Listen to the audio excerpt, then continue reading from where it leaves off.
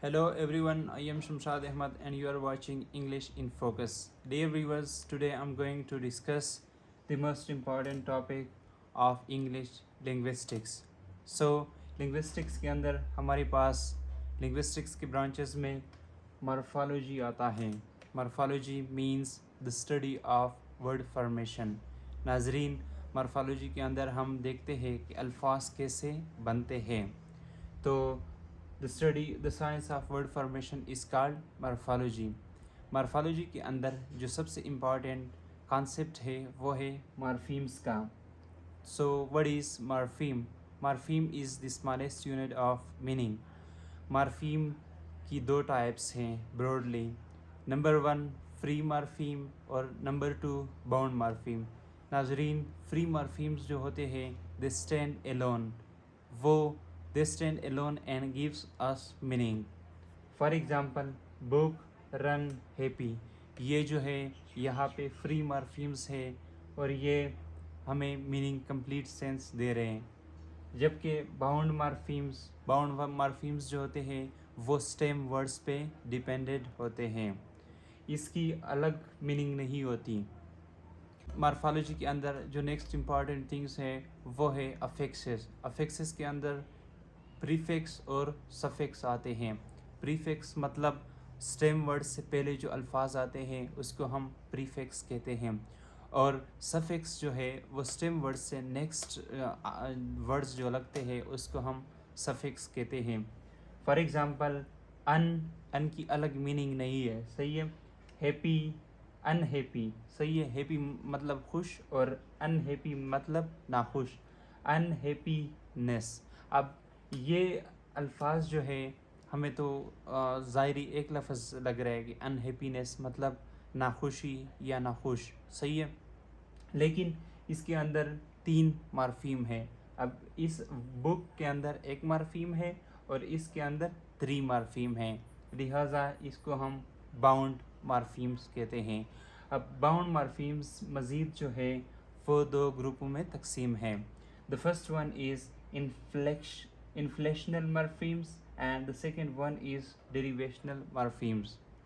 जो first one है वो या तो टेंस में तब्दीली लाता है या नंबर में या कंपैरिजन के लिए इस्तेमाल होता है, सही है. फॉर एग्ज़ाम्पल, अब केट जो है, केट से अगर हम एस को हटाएं तो ये क्या बनता है, ये फ्री मार्फीम बनता है, सही है. चूँकि यहाँ पे हमने एस की एडिशन की तो ये क्या है, ये बाउंड मार्फीम है, सही है. अब ये नंबर इसने चेंज किए. केट मीन सिंगुलर और केट्स मीन प्लूरल, सही है. अब यहाँ पे वाकड, WALKED. अब लास्ट पे जो KED है वो क्या है, वो मार्फीम है, सही है. यहाँ पे वो क्या है, वो बाउंड मार्फीम है. अब ये यहाँ पे 2 मार्फीम हैं. ईडी ने क्या किया, ईडी ने टेंस को तब्दील किया, सही है. अब डेरिवेशनल मार्फीम्स जो है क्रिएशन ऑफ न्यू वर्ड्स करते हैं, सही है. For example, happiness. अब हैप्पी के साथ जब हम अन लगाते हैं तो इसकी ओवरऑल मीनिंग चेंज हो जाती है, सही है. इसकी मीनिंग जो है वो टोटली चेंज हो जाती है. अब चूँकि ये टॉपिक्स, ये कॉन्सेप्ट मैंने ऑलरेडी डिस्कस कर लिया है कि एक जो होता है वो स्टेम वर्ड्स होता है, सही है, जिसको हम रूट्स कहते हैं या रूट कहते हैं. और इसमें जो प्रीफिक्स ये है और सफिक्स ये है. प्री मीन पहले, स्टेम से पहले, और सफिक्स मीन बाद. अब नाजरीन हम ये पढ़ेंगे कि अल्फाज जो है वो कैसे बनते हैं, सही है. इसकी बहुत सारी टाइप्स हैं मगर मैंने जो चंद इम्पॉर्टेंट्स है वो यहाँ पे मेंशन किए हुए हैं.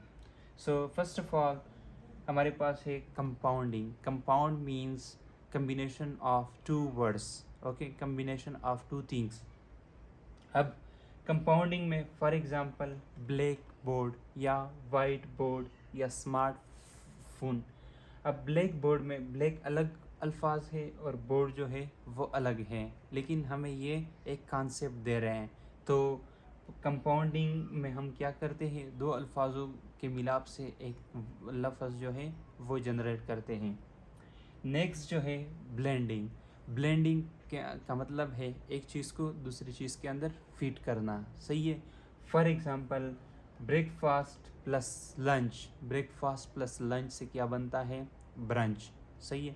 ब्रंच अक्सर संडे को किया जाता है। संडे को चूँकि छुट्टी होती है, लोग नाश्ता नहीं करते और दिन का खाना जो है वो 12 बजे खाते हैं, इसीलिए लंच और ब्रेकफास्ट के मिलाप से एक नया कॉन्सेप्ट आया है जिसको हम क्या कहते हैं? ब्रंच कहते हैं। सही है। स्मोक जो है, स्मोक और प्लस फोक से क्या बना है? स्मोक बना है। नेक्स्ट है क्लिपिंग। क्लिपिंग के अंदर हमारे पास क्या होता है? एक ब्रॉडर टर्म होता है, वो जो है वो रिड्यूस होता है। सही है। फॉर एग्ज़ाम्पल एडवर्टीजमेंट से एड्स या एड, एग्जामिनेशन से एग्ज़ाम, एप्लीकेशन से ऐप। ओके। अब कॉइनेज है। कॉइनेज का मतलब है इन्वेंट फ्रॉम नथिंग। कॉइनेज के अंदर हम जो है एक अलग सा लफ्ज़ जनरेट करते हैं, मतलब वो वर्ड्स जो होता है वो किसी दूसरे अल्फाज से नहीं बनता। सही है। फॉर एग्ज़ाम्पल हमारे पास है गूगल। गूगल, सही है। गूगल जो है ये अपने आप में एक वर्ड है, ये किसी दूसरे वर्ड से नहीं बना। गूगल, सही है। इंस्टाग्राम, इस तरह के अल्फाज जो है लैंग्वेज के अंदर जब हमारे पास जब नीड होती है तो हम कॉइनेज करते हैं। सही है। और नेक्स्ट जो है वो है बारविंग। बारविंग मीन उधार लेना। किसी दूसरे लैंग्वेज से हम जब अल्फाज लेते हैं उसको हम बारविंग कहते हैं। सही है। फॉर एग्ज़ाम्पल बाज़ार, सोफ़ा। सोफ़ा जो है वो अरेबिक वर्ड है। इटली से हमने पियानो को बारो किया है। इस तरह बहुत सारे अल्फाज हैं। Thank you for watching this video. अगर आपको वीडियो पसंद आई है, काइंडली वीडियो को लाइक करें, अपने दोस्तों के साथ शेयर करें और चैनल को सब्सक्राइब करें। सी यू इन नेक्स्ट वीडियो।